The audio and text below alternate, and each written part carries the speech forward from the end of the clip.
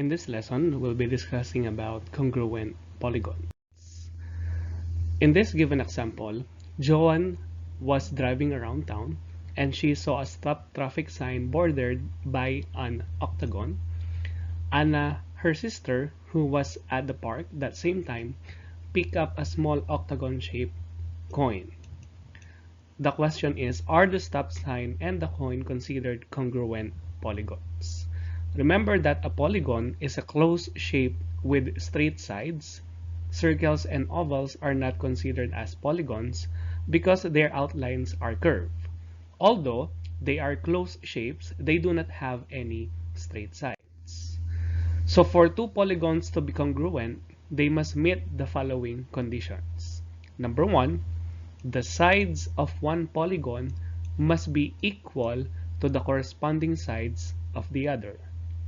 Second one, the angles in one polygon must be equal to the corresponding sides or corresponding angles of the other.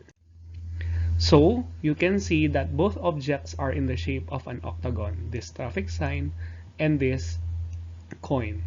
However, the sides of one of the objects are not equal in length to the sides of the other.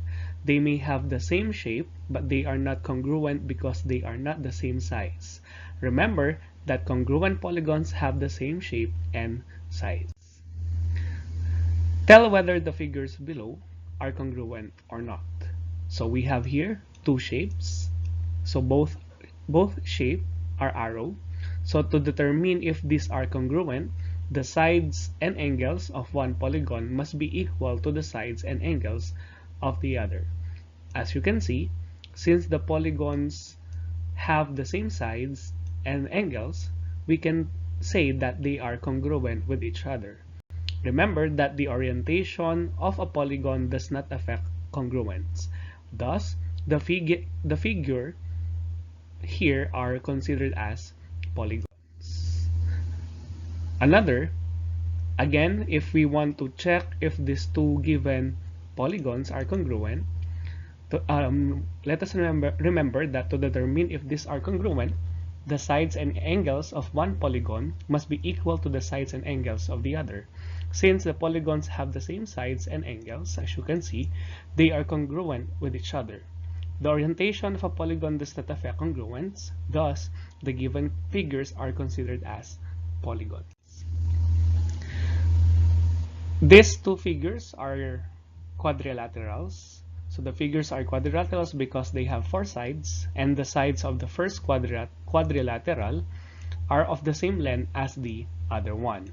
And both of the quadrilaterals contain four right angles. So these angles are all considered as right angles. Although one lies horizontally and the other one is vertically, they still meet the two conditions for congruence.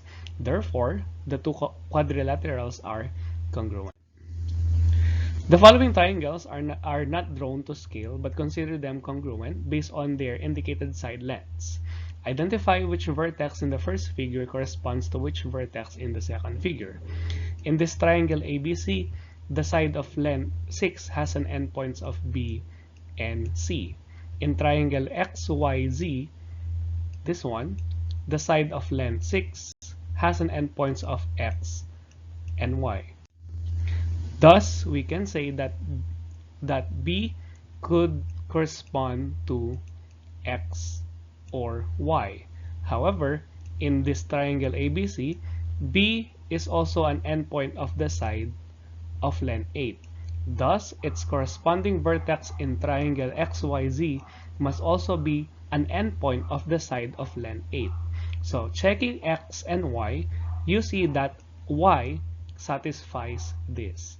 Thus, this B corresponds to Y.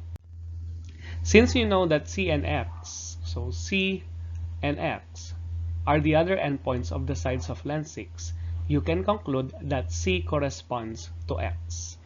Having known two pairs of corresponding vertices, this leaves us with vertices A and Z, which must be corresponding as well.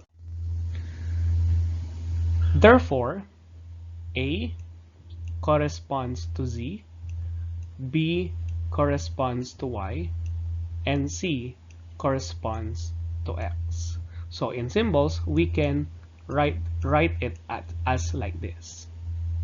For the next example, shown below are two identical mirrors. Find lengths X and Y. Since the mirrors are identical, the polygons they form, which is in this case, they are both rectangles, they must be congruent. Knowing that they are congruent, corresponding sides must be congruent or equal in length as well. So looking at the figures, you see that the side with the length of X standing mirror on the left corresponding to the side with the length of 108 centimeter. So this one, and then this X, that is 108 centimeter as well. Also, the side with the length of Y, this one, in the mirror on the right corresponds to the side with the length of 37 centimeter, which is this one. Thus, we can say that X is equal to 108 centimeter, while Y is also 37 centimeter.